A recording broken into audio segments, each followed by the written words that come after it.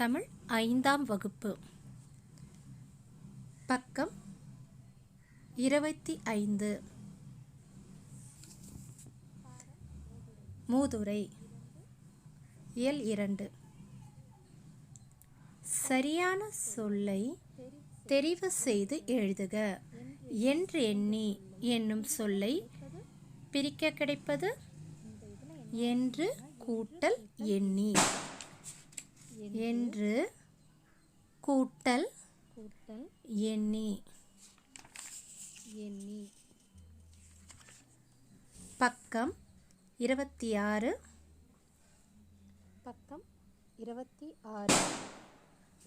மடை கூட்டல் தலை என்பதனை சேர்த்து எழுத கிடைக்கும் சொல் மடைத்தலை. இத்து வரணும். மடைத்தலை வரும் கூட்டல் அளவும் என்பதனை சேர்த்து எழுத கிடைக்கும் சொல் வரும் மளவும்.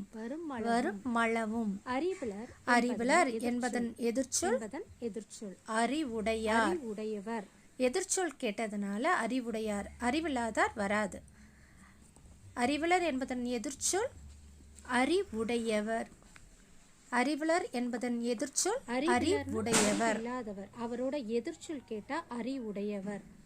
அறிவிலர் என்பதோட அறிவிலர் மீனிங் கேட்டிருந்தா மாத்தி எழுதலாம். இது எதிர்ச்சொல்.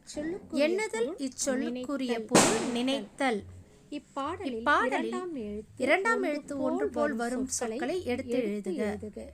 பாடல் இருக்கு இல்லையா, இரண்டாம் எழுத்து எதுகை சொல்லுவாங்க. முதலாம் எழுத்து சேர்ந்து வந்தா மோனை. பாடலை இரண்டாம் சேர்ந்து வர்றது பாத்தீங்கன்னா அடக்கம்